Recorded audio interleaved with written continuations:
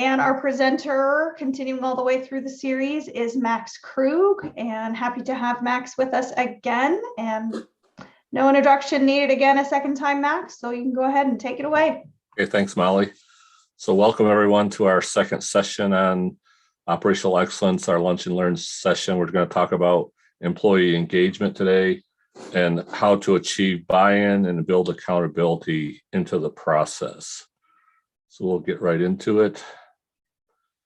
So first thing I want to talk about is key performance indicators, which we call KPIs.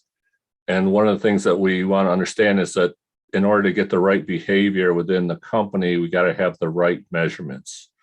If we're having incorrect behaviors, most likely the cause is the way people are being measured. So I'm a big proponent of having the right measurements to achieve the right behaviors that are aligned with our operational excellence strategy. So this session, remember the necessary conditions that we need to have a high performing organization. So this session, we're going to talk about the satisfying all the customer needs and meeting the needs of the organization and stakeholders. So measurement's an important part of satisfying the customer needs and also satisfying the needs of the organization. So what is not focused measurement? So we have this huge board here with all these measurements, and the guy says our new dashboard has all the different KPIs we can track now. And the one lady says, well, what's that KPI trending to 0? He says that measures how well we understand them all.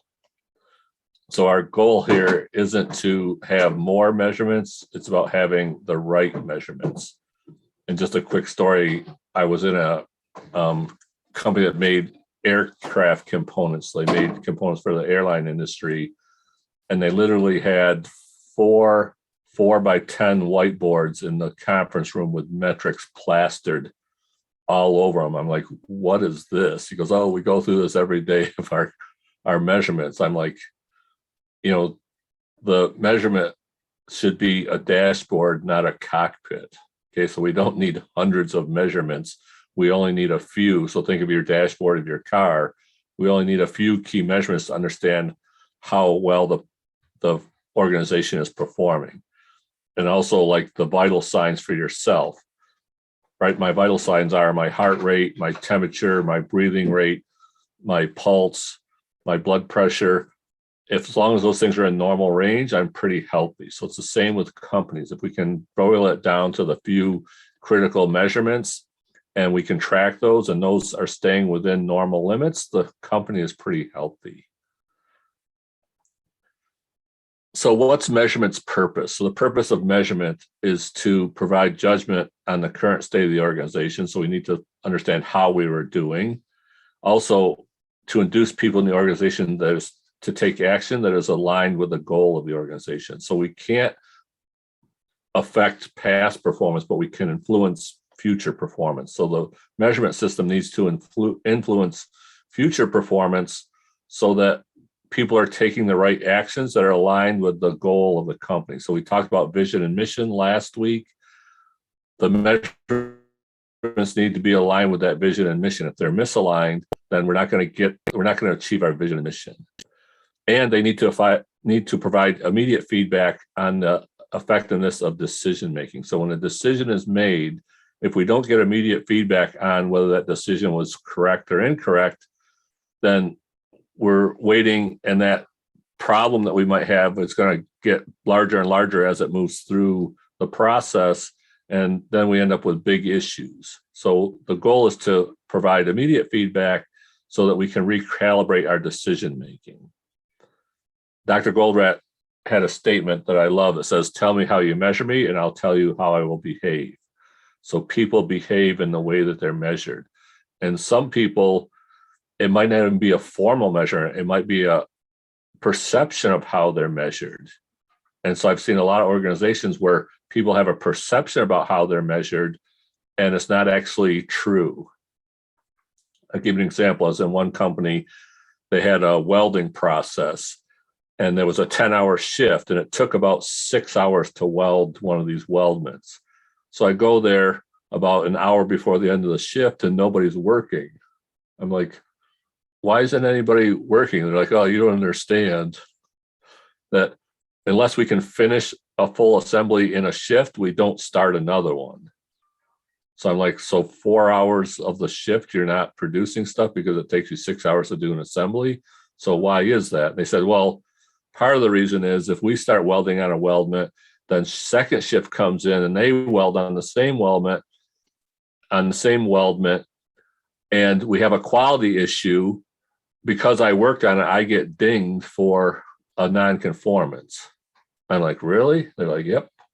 So I go talk to the plant manager and I said, do you realize that they're not starting new jobs because of this policy of when there's a defect that they get dinged for the non-conformance? He goes, that's not true. They stamp their initials in every weld. So if we have a defect, we know exactly which operator caused that defect. So now there's a perception in the production that, oh, when there's a defect, everybody gets dinged for it. When in reality is the person that's initials are on that weldment are the ones that get held responsible. Now, we're going to talk about holding people accountable. So if people don't put their initials on the weld, then anybody that welded on that could get in trouble, right? So if you don't want to get in trouble, then put your initials on your weld, right? That's building accountability into the process. So what are key performance indicators? So they're measurements that provide information on how well the organization is meeting its and achieving its objectives. Key means it's integral to the organization's success. So there's a lot of things that can be measured, but we want to understand what are the key ones. Again, those vital signs. And so my rule of thumb is no more than 6 KPIs for the organization, a combination of customer focused and internal focused. And we want them to be leading indicators, not lagging indicators. So what does that mean? So if we look at lagging indicators, what's a lagging indicator? It's a measurement of past performance. So how did we do last week or last month or last quarter? So a lot of times the financial statements are lagging indicators of how we did last period. What's a leading indicator? That's a predictive measurement that indicates the future of success of the organization. So we want leading indicators, not lagging indicators. And so my example here is try driving home tonight by looking in the rearview mirror. That's what lagging indicators are like. Oh, I'm going to look in the rearview mirror and try to drive home. I don't suggest that you try to do that because that's dangerous. But the concept is we can be backwards looking through the rearview mirror, or we can be forward looking through our front windshield. What we want is measurements that are leading indicators that cause us to look forward in the organization and induce people to take the right measurement to get to where we're trying to go. And so what are examples of that? So example of a lagging indicator might be how much revenue did we generate last month in sales? So that gives us a lagging indicator of what we did last period, where a leading indicator might be what is our current sales backlog? So how many orders do we have backlog waiting to be produced? That's a leading indicator. So if we have a strong backlog and we can execute that, we're going to have a good revenue month. So that's a leading indicator. So if we're light on backlog, the chance of it getting good performance goes down significantly. So that's an example of lagging versus leading. I want to talk about the chain analogy. So if we look at a chain and we can measure this chain, there's 2 ways we can measure this chain. So the first way we can measure it is by looking at its weight. So weight acts like cost in a company. So if I take the weight of each link here, and you can see different links have different weights, how do I determine the weight of the chain? Well, it's easy. I just add them up. So weight follows the additive rule. It acts like cost in a company. So cost follows the additive rule. I take the cost of one function plus the cost of a second function plus the cost of a third function. I add them all together, and that's the cost to run the business. But how else can I measure the chain? I can measure the chain by its strength. So strength measures the capacity, our ability to generate throughput or value added. So how do I determine the strength of the chain? So if I have different capacities of different links, how do I determine the strength? Capacity doesn't follow the additive rule. The strength is determined by the weakest link. So if we know where the weakest link is, that link determines our capacity or how much we can produce. So of course, if we have measurements, if we're measuring the strength of the chain, we better be understanding where our capacity constraints are and measuring their effectiveness. So typically, it would be a measure of how well we're able to produce through that resource. And our goal of the organization is to make the chain stronger, not to make the chain lighter. So I'm going to say that again. The goal of any organization is to make the chain stronger, not make it lighter. So there's actions that we can do to make the chain lighter. They're totally different than the actions we need to do to make the chain stronger. Strengthening the chain is going to improve the company performance. A lot of times I see cost reduction initiatives. So if your company's focused on cost reduction initiatives, it typically kills flow. So our rule of thumb is reducing costs always kills flow, but improving flow as a primary means always reduces cost. So the goal is to strengthen first, and we get cost reductions as a side benefit from that. So this is an important concept to understand. Okay, so let's look at measurement overview. So our first section here about measurement. The measurement system isn't about having more metrics, it's about having the right metrics. Second, the foundation of a good measurement system. One, simple and easily understood at all levels of the organization. Provide timely feedback on a daily, I prefer daily feedback or weekly or even hourly is better. They're leading indicators. They provide information that induces people to take the actions that are aligned with the objectives, and they're aligned with the company's vision, mission, and strategy. Okay, so this first bullet here of simple and easily understood, I was in one organization and they have assets that they rent out. And so we're looking at what are the KPIs that we can look at relative to their asset rental.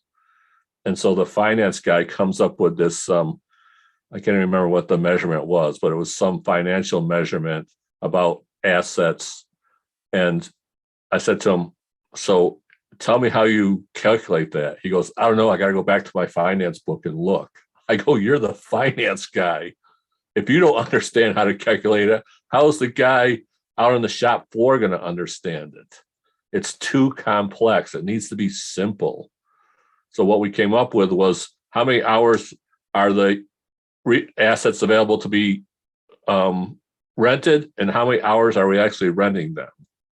Okay, so that's a simple calculation. Okay, so I think we have our first poll here, Molly, if you want to launch the first poll. So of all your measurements, what percentage of them do you think are leading indicators in your organization? So again, leading, it's looking forward and inducing people to take the right action.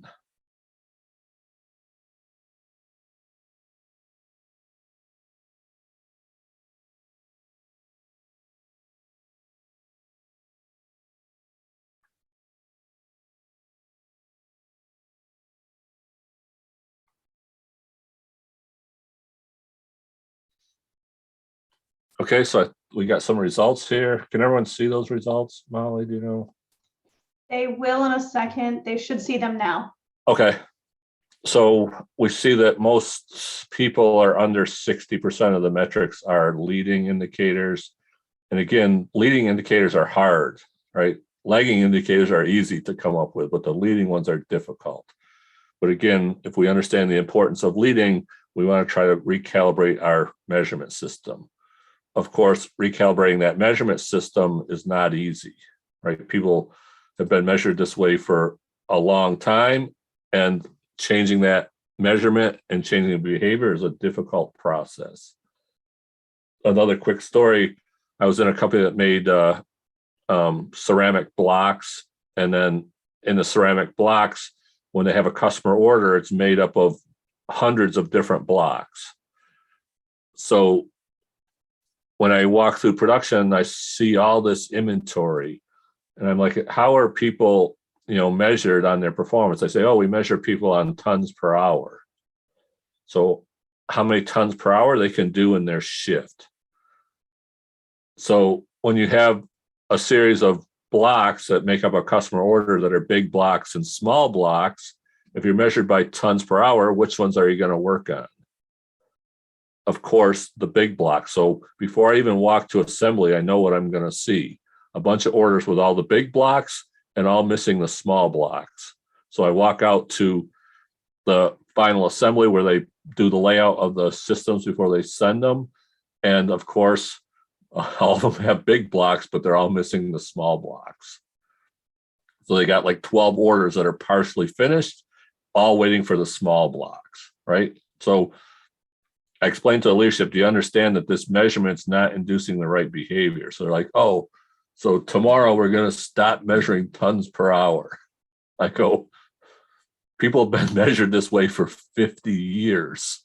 You think saying to them, oh, we're no longer measuring tons per hour is going to change their behavior? No way. So how do we change the behavior? So first of all, we stop releasing big blocks into the system and force them to work on small blocks. And then we reinforce that we're not measuring tons per hour anymore. We're measuring how fast we can get orders from start to finish and ship to the customer. Totally different metric. Okay, so any questions on this section before we move on to the next one? We do not have any questions yet, Max.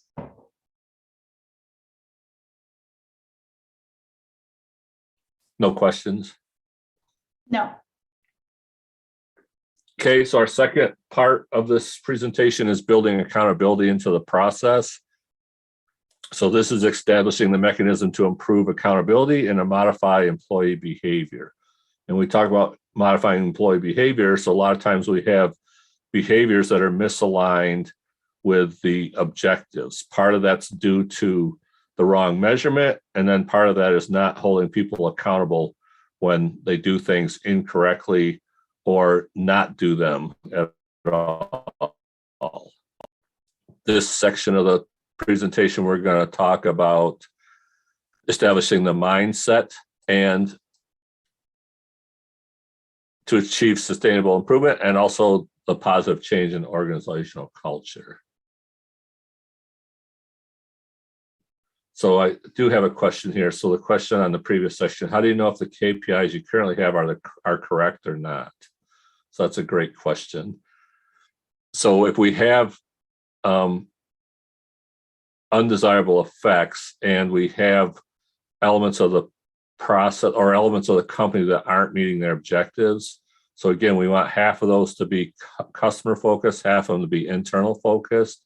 So if you have customer complaints about certain things, or you have negative effects in the business and you're not able to measure that effectively, then you probably don't have the right KPIs.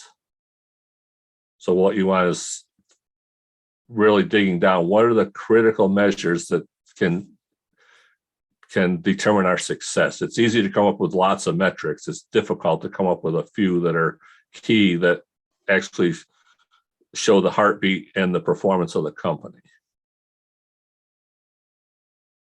So if you're not meeting the company, if you're not meeting the vision and mission statements, then most likely the KPIs might be misaligned. Okay, so this section, again, mindset and culture. So what is not accountability? So our Dilbert cartoon, and the boss says, I'm moving to a shared leadership model. Each of you will take one piece of the leadership role. And Dilbert says, what's my piece? He says, let me see, I have you down something called blame.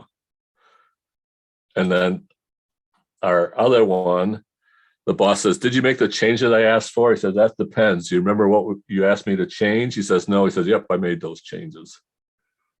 Okay, so this is not accountability. So what is accountability? So let's talk about a process. So the generic format for a process is what we call the IPO model, input, process, output. So every thing you do can be described as a process. So Deming had a statement that said, if you can't describe what you're doing as a process, you don't know what you're doing.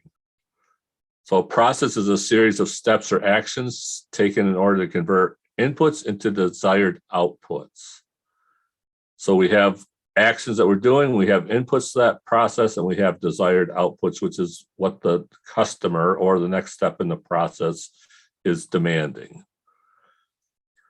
So what is accountability and what is responsibility? So what's the difference between the two? So responsibility is being answerable for something within one's power, control, or management. Accountability is being responsible for something, but ultimately being answerable for your actions. Accountability is something you hold a person to only after a task is done or not done. So I see a lot of organizations that have shared responsibility, and when we have shared responsibility, no one's accountable. And I typically see it in the break room or the break room or the cafeteria room in the organization. So it's like, oh, it's everyone's responsibility to keep the refrigerator clean or to keep the microwave clean. And you go in there and look, and there's stuff growing in the refrigerator. It's been there for months, and the microwave's a mess. So that's an example of shared responsibility where no one's accountable. So what we don't want to do is have shared responsibility. We want to hold people accountable for their actions. So responsibility can be shared where accountability cannot. So how do we build accountability into the process? So we're going to talk about a concept called the management window. What is the management window? If you've never heard this term, it's a time between when actions are taken until we understand the effects of that action, either positive or negative. So the goal is to reduce the management window, so the time between when actions are taken until we understand the effects of those actions. So if we look at a system here, so a system is made up of multiple process steps. So we have input, process, output, multiple processes. So in this case, we do a bunch of activities that goes through 3 processes, and then the output, we have final inspection, and we're inspecting the part at the final step and realize, oh, there was an error at the first step in the process. So now we have the management window that might be weeks long. So I've seen it where we had final inspection and we found out that there was wrong material used on the process on the first operation weeks ago. So now we've added all this value added, and we have a non-conformance, and we got a huge management window. So what we really want to do is say, hey, after that first process, can we determine if it's correct or not? And we're not talking about inspection-based quality here. We're talking about process control, putting the right process controls in place to understand, was that done correctly? If so, we give immediate feedback to the process, and that management window goes from weeks to days or even hours. Just by doing this, you'll reduce the amount of chaos that problems are causing in the organization, because one small problem creates a bigger problem, which creates a bigger problem, which creates a large problem. So if we can drive that back to quality at the source, that people are doing things correctly, and we have a mechanism to monitor that, and we have visual management in place to understand if it was done correctly, then those problems disappear and all the chaos goes down significantly. So just by doing this, we reduce the chaos exponentially, okay? So I'll give you another example with this one. So I was in a company, they had a guy that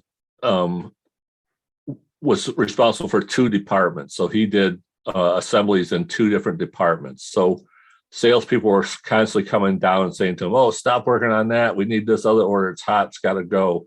So he's constantly switching jobs he was working on, and he was constantly switching between the 2 departments. So I watch what he's doing, and I go up to leadership. I say, okay, I watch what's happening down there, and why are salespeople allowed to come down and give him direction? And they're like, that's a good question. So we use the Socratic Method we're going to talk about here shortly. So do you think it's a good idea that the salespeople are giving him direction? No. So what are we going to do different? Okay. The warehouse manager gives them direction. Okay. So now salespeople, you go to, if you have an issue, you go to the warehouse manager, not to the person in the process.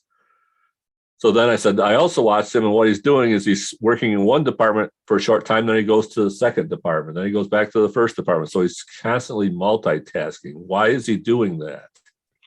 They're like, that's another good question. So we have an exercise that we do that talks about multitasking and how ineffective that is. So they've been through that exercise. So I said, remember the confetti game? What did we learn from that? That multitasking is super ineffective and it's terrible for quality. So, okay, what are we going to do different? So he probably should stay in one department for a period. And then when he finishes his work, go to another department. So, okay, let's set it up. He stays in department A in the morning, and then in the afternoon goes to department B. So now we got no more salespeople coming down and giving direction. He's staying in one department for the morning, moving to the second department in the afternoon. So I said, okay, how do we ensure that we can hold him accountable? They're like, what do you mean? So what are you doing to ensure that he does that, stays in department A in the morning and department B in the afternoon? And so when I looked at how they managed it, the warehouse manager would give him a stack of orders. Up, here's your orders for the week. And he would start working on it. So at the end of the week, they'd go say, hey, how'd you do on those orders? Oh, we only got half of them done. Oh, I guess you're working Saturday. So how do we build accountability in the process? Don't give him the stack of orders. Give him one order. So the warehouse manager, I want you to give him one order. And then when I give him that one order, ask him, hey, how long is it going to take you to do this order? About 30 minutes. Now I got accountability. So now you see I've taken that management window from a week down to 30 minutes, and I got accountability. So what was the effect? So the effect was that he was doing about 180 assemblies a month, which averaged out to about 9 a day. Okay, so his performance was 9 assemblies a day over the 20 days. So about 180 pumps, 180 assemblies a month. So by not allowing salespeople to come down, by focusing in one department in the morning and second department in the afternoon, by putting accountability into the process, the first week we go out, he does 150 assemblies in 5 days. So people were like blown away. What the heck has the guy been doing? I go, he was busy, but he wasn't productive. So it's two different things. So just doing these simple things, reducing the management window, putting accountability, and trying to shorten that management window as much as possible will increase productivity. In this case, it increased it like almost 4x. Okay. So in order to understand if something is normal or abnormal, we need to understand what's a normal condition. So what is a normal condition? It's a condition that occurs when a process is operating inside of its normal operating limits. And so if you're familiar with SPC tells us when the process is operating within normal limits. So I'm not saying you need to do SPC, but you need to be able to have data that's giving you immediate feedback on the process and understand if something's operating normal. Also, it's being able to describe what good looks like. So if this process is operating normally, what would good look like? And so we just did this with another company where they had one process feeding another process. We set up the containers that the process is used to store the product. And we said, okay, we want to limit how many containers we have between. We're going to set a location on the floor of where the containers go. So when process A finishes, it goes to this area. And normal looks like we should never have more than 10 containers. So we put a spot on the floor, and this is where we incorporate 5S. So we don't do 5S everywhere. We do 5S where we want to do visual management. Say, okay, this location is for empty containers or full containers, and there should never be more than X at this location. If there's more than X, then that's a problem. We need to understand what's happening. So we define what good looks like. We set up visual management to support that. and then train the people on what's normal and what's abnormal. So in order to see abnormal, we need to understand what normal looks like. So of course, abnormal is when the process is operating outside of its normal limits. So in order to understand what normal, we need to understand abnormal, we need to understand what normal looks like. So we do that by incorporating what we call visual management. So visual management is a technique to allow for communication through sight without verbal communication. So we can go and look, and we can understand by looking if it's normal or not. So a good visual management system will allow anybody to understand the current situation of the process. It uses the use of visual aids and displays to show the status of the process. And you can have no knowledge of the process. And if you know what the visual indicators are telling you, then you understand what's happening. So a person should be able to understand the current situation without asking questions, even if they don't know the process. And a good visual management system, a person should be able to identify the current situation as normal or abnormal. So an example of that, here's a production board that we had in one company. So they had this production board and we modified it to be more effective in terms of visual management. So on the left-hand side here is all their process steps. So the products flow down. So the start at the top. So the cards start at the top and they flow down as they get completed in work sequence, and they flow right according to time. So what happens is they start out in this machining department. When that gets completed, the person takes the card, he stands it up in the next department's incoming lane. So I can see here that this job was just completed in machining. It's waiting for HE welding, and the supervisor is responsible for sequencing that in their row. So in the row, the rule is we work at the farthest to the right first and work backwards. So if we have red orders or black orders, we work on them first. So black orders are first priority, red second, yellow third, green fourth. So the operators know when they come to the board, my next job, I got to pick for HE welding, for example, I got to pick a yellow job because that's highest priority. And it's relative to when it's due to the customer and how much work content's required for that job. So what's normal conditions? So these black lines here say if it's within these black lines, it's flowing normally. If it's outside the black lines, it's not. So you can see when I went to their first production meeting, they had 12 people for an hour and a half discussing every job. And so the general manager comes to me, oh, what'd you think of our production meeting? I said, that was painful. So why are we discussing every job? So if it's normal, why are we discussing it? And they had twice as many jobs to discuss. So we started doing this. We said, okay, if it's between the black lines, we don't discuss it. If it's outside the black lines, that's abnormal.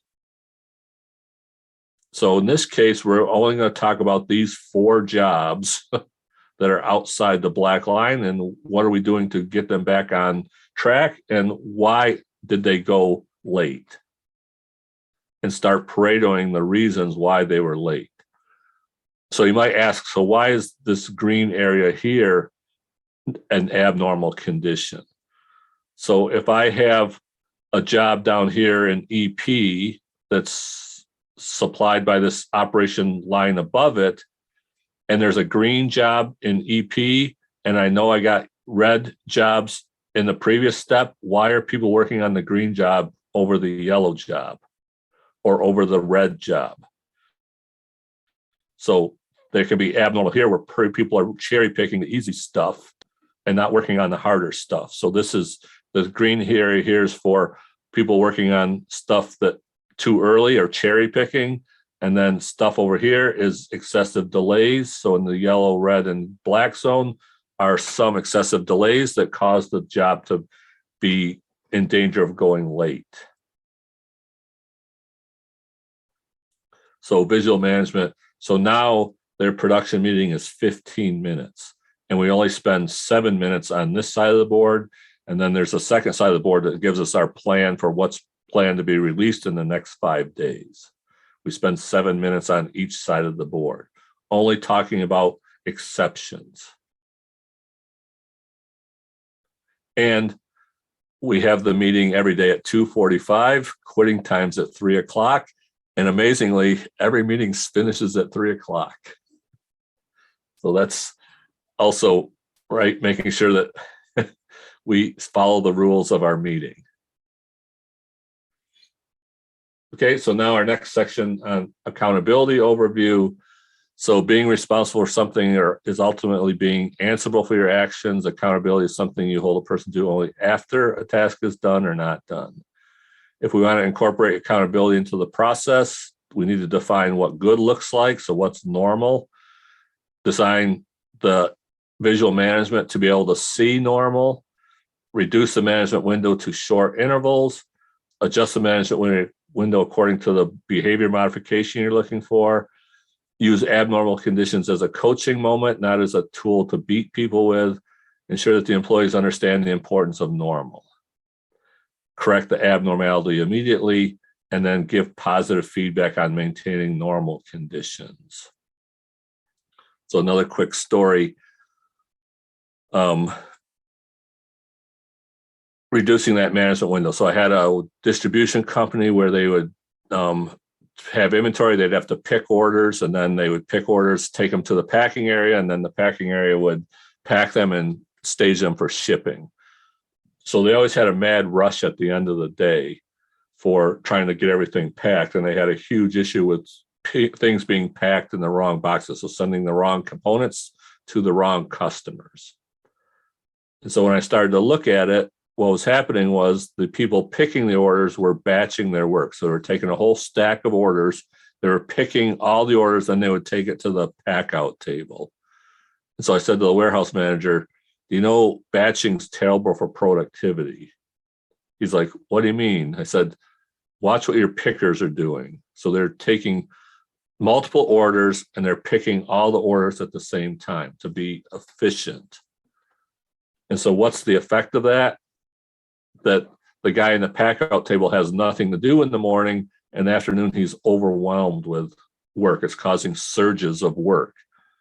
He goes, oh, that's not happening. I said, okay, let's do an hour by hour chart. So I want to put an hour by hour chart at the pack out table, and every hour I want him to record how many he packed. And so what did we see? So between 7 a.m. and noon, he packed 3 orders. Between 12:30 and 3:30, he packed like 150. Okay, so the feedback, immediate feedback was, yep, they're batching orders and they're delaying the process of being packed out, and then a mad rush at the end of the day. So we saw this huge hockey, we call it the hockey stick effect. So how do we change that behavior? We only pick one order at a time. So the concept is pick one, pack one. And then we put the hour by hour chart in place. Every hour, we're looking at the hour by hour chart. How many did they pack? How many new orders came out? How many do they have in queue? And so if the queue starts to get too big, that tells us that the time to pick is taking longer than the demand of new orders coming in. So we better get more resources over there to help pick, because the backlog of orders that got to go that day is increasing. And we know that immediately. And we can take immediate corrective action. Okay, so that's our session on accountability. So Molly's going to launch the next question. So our next question is, what percentage of your day would you say you're reacting to problems versus proactively preventing problems?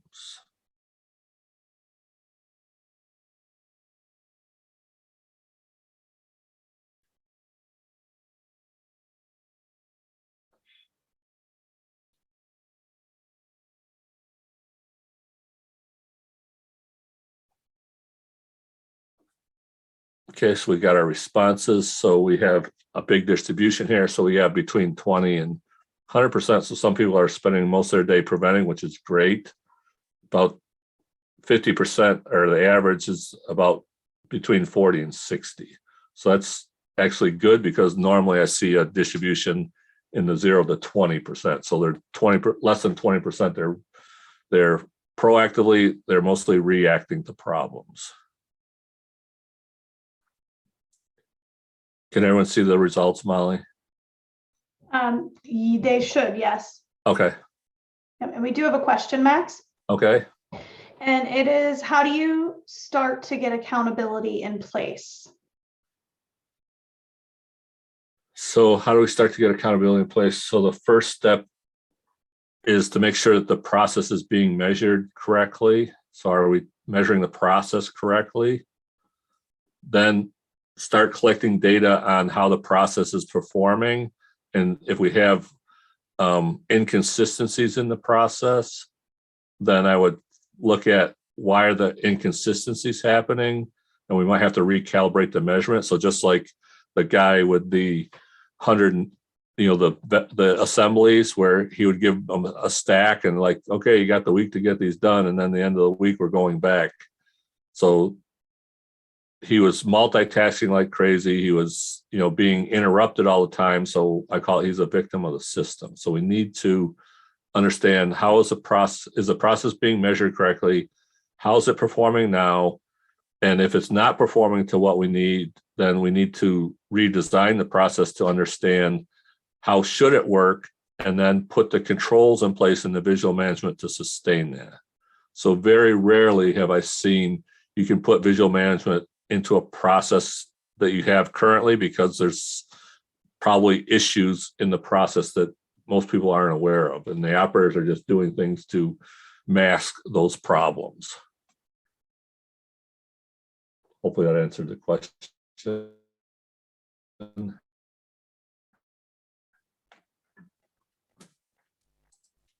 Okay, so in the last section here, we're going to talk about building accountability achieving buy-in. So utilizing what we call the Socratic Method to persuade people and to achieve group consensus.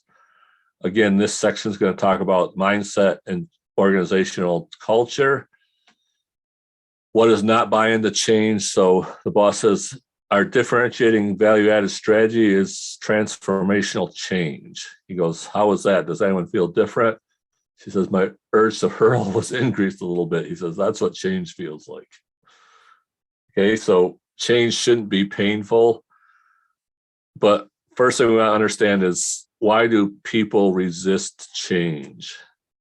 So there's layers of resistance. So we call them the 7 layers of resistance. So what are the layers of resistance? So the first layer is, why do we even need to change? We call it layer 0. So I've gone into some companies and say, oh, we're doing great, we don't even need to change. And then when you talk with different people in the organization, it's like, man, we're like so out of control.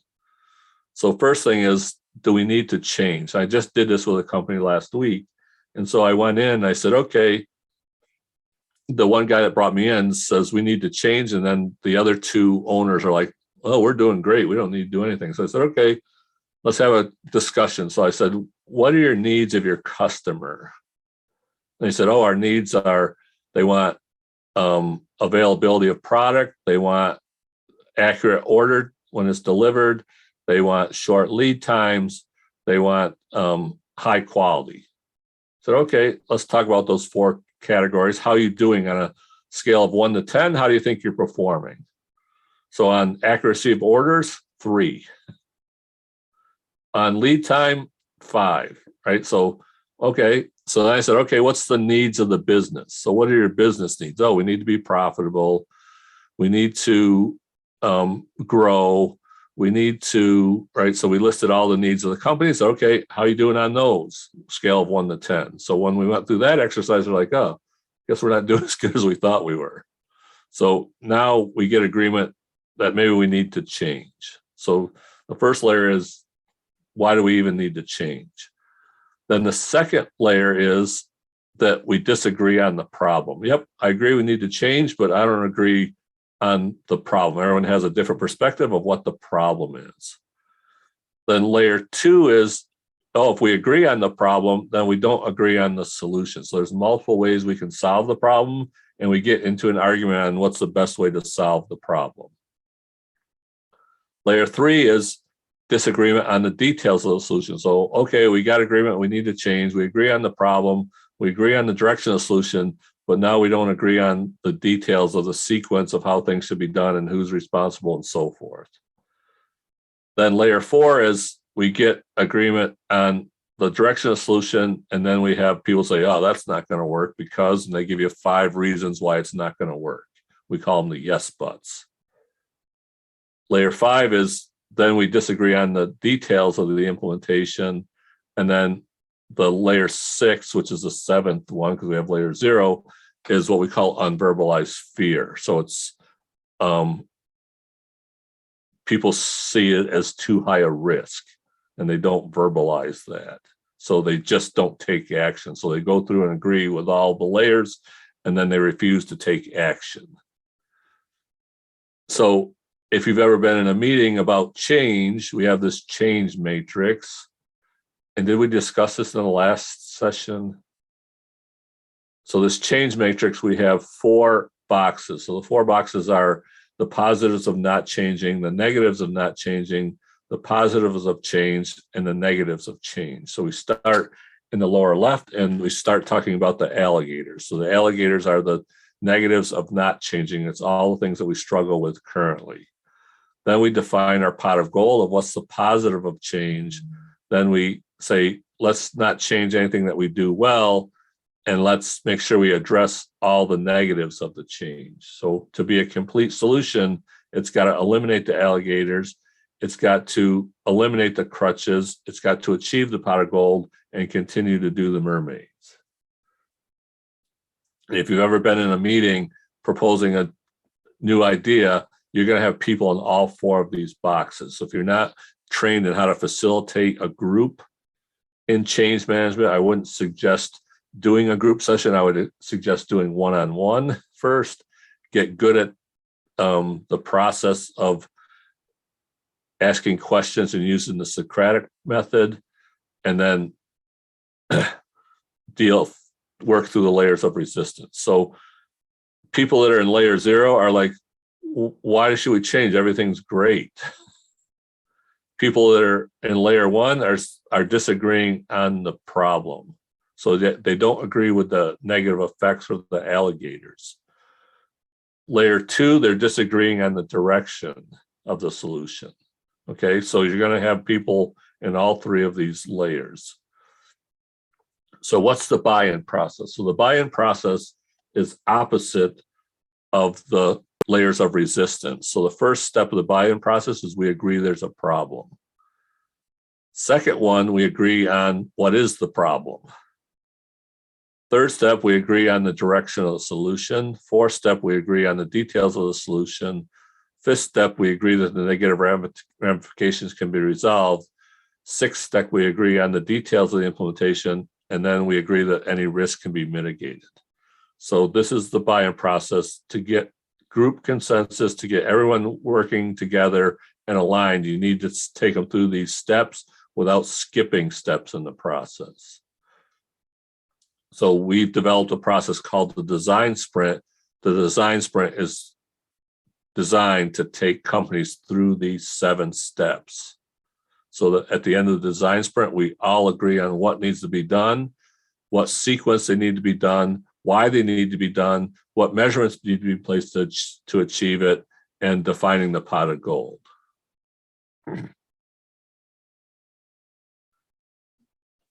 How do we facilitate the buy-in process? We use the Socratic method. So Socratic method is a form of cooperative argument dialogue between individuals based on asking questions and answering questions to stimulate critical thinking to draw out ideas.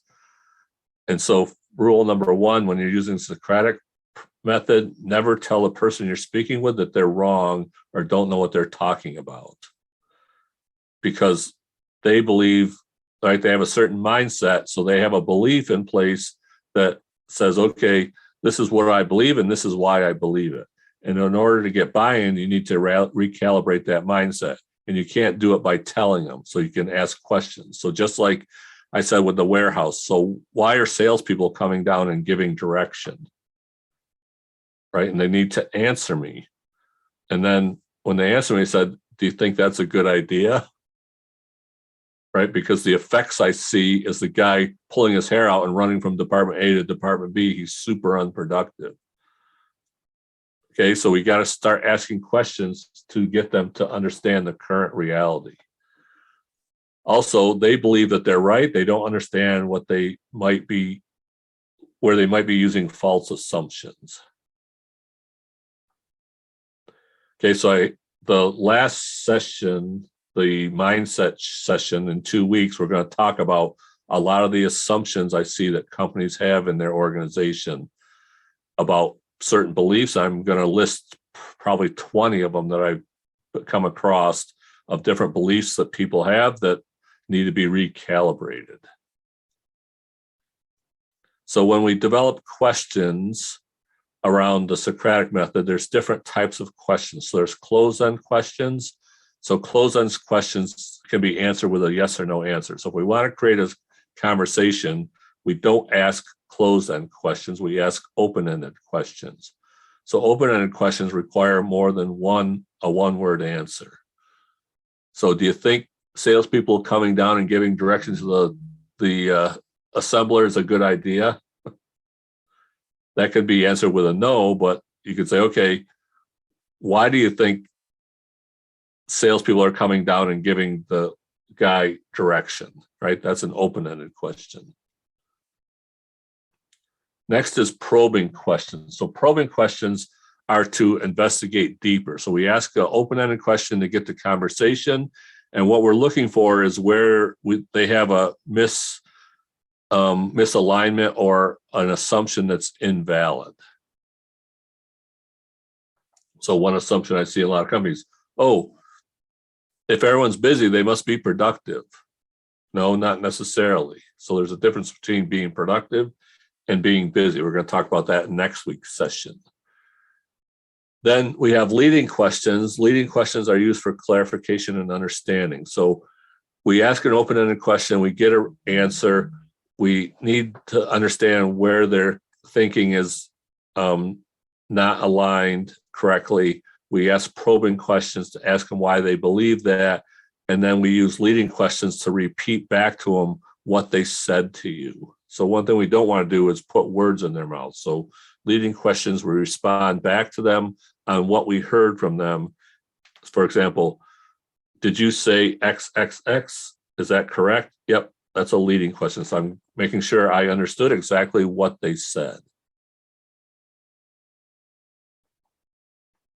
So when we apply the Socratic method prior to the conversation, and I recommend you do it individually, not in a group setting, clearly understand the objectives you want to achieve. So what's your pot of gold?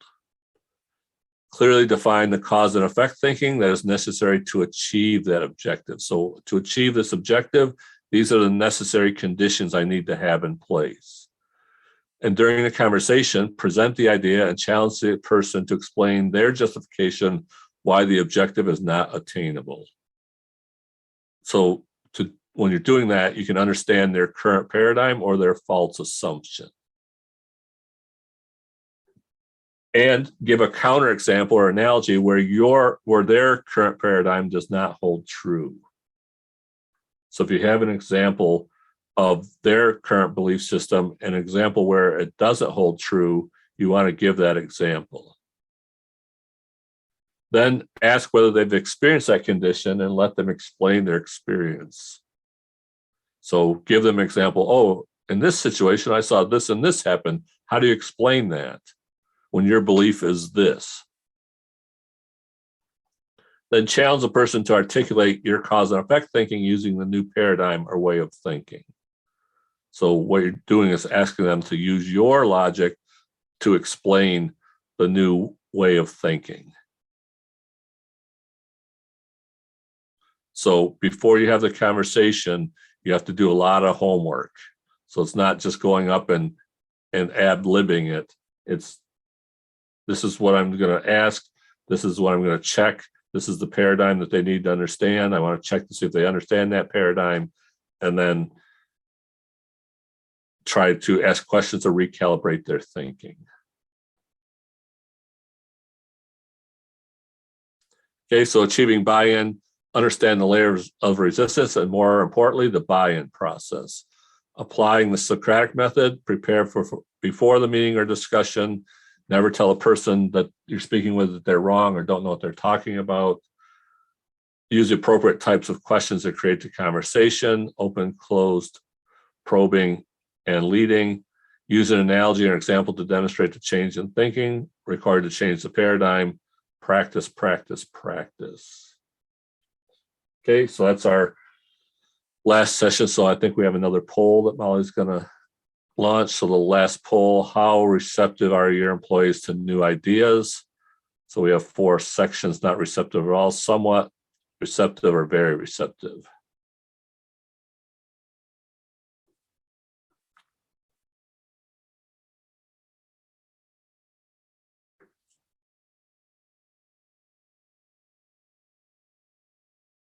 Okay, so our poll, we have a few that are not receptive, some that are somewhat receptive, and then a few that are receptive, but nobody's very receptive. So I think if you use the Socratic method, you'll see a shift from not to somewhat to receptive or very receptive. Any questions from this section? We do. Someone has asked, what happens if you have someone who is derailing an improvement initiative? That's a good question. How should I answer this one? So one thing is try to work with them one-on-one to try to get them to see how their buy-in is so important to achieving this objective, and again, understanding why they're trying to derail it. So a lot of times it's personally motivated, like, oh, I'm the one that knows this process and I don't want anybody else to know it because it's job security for me. And you need to break through that. I have an example. So I was working with one company. We started the implementation. We got huge results. So lead time came down significantly. Output went up significantly. Overtime came down. On-time delivery went up. And the operations manager was sabotaging the system. So we got in the meeting and the owner said, hey, we've made great strides. We've made huge improvements, but now we're starting to stagnate. So we got to make a decision as a team. Do we need to continue or are we going to stop? So he says, how many people want the initiative to stop? So only the operations manager raised his hand. How many people wanted to continue? All other people in the room raised their hand. So right there, I felt the momentum shift where the operations manager was like, there's no way I'm going to stop this now. It's like a freight train moving. So that was one technique where I don't recommend doing that, where the owner sort of called them out. But I would prefer to work if I know someone's trying to sabotage, I'd prefer to work with them one-on-one and understand why they're trying to derail it. And typically it's personal motivation, not a team motivation issue. Hopefully I answered that question. Okay, we do not have any other questions at this time. So as we're wrapping up, I'll encourage anyone that has any questions to go ahead and put that in the Q&A box while Max and I close everything out. So upcoming events, we have the Continue Lunch and Learn series next week, improving productivity, in 2 weeks, reforming your mindset. And we actually got some companies coming on as a panel discussion. So we're really looking forward to that. That's our first time doing this type of one where I'm going to speak a little bit on mindset, and then we're going to have a panel discussion with people that have been through some of our training and worked on implementation. We also have the Operational Excellence Workshop in person coming up in March 8th in Du Bois and March 22nd in Meadville. And we also have Lessons in Synchronous Flow Workshop, which is a half-day session online. It's a free session on the first Tuesday of every month. And if you want information on that, we have a link to register. It's a online Zoom session where we play games and we use the games to demonstrate different techniques for managing operations, basically.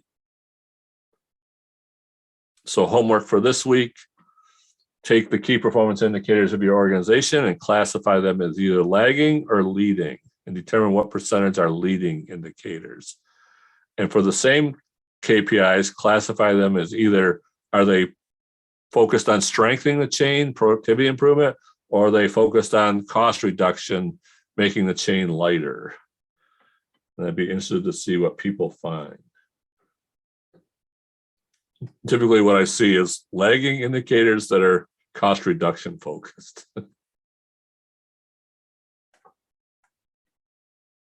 Okay, so that's our presentation for today. 1 minute ahead of schedule.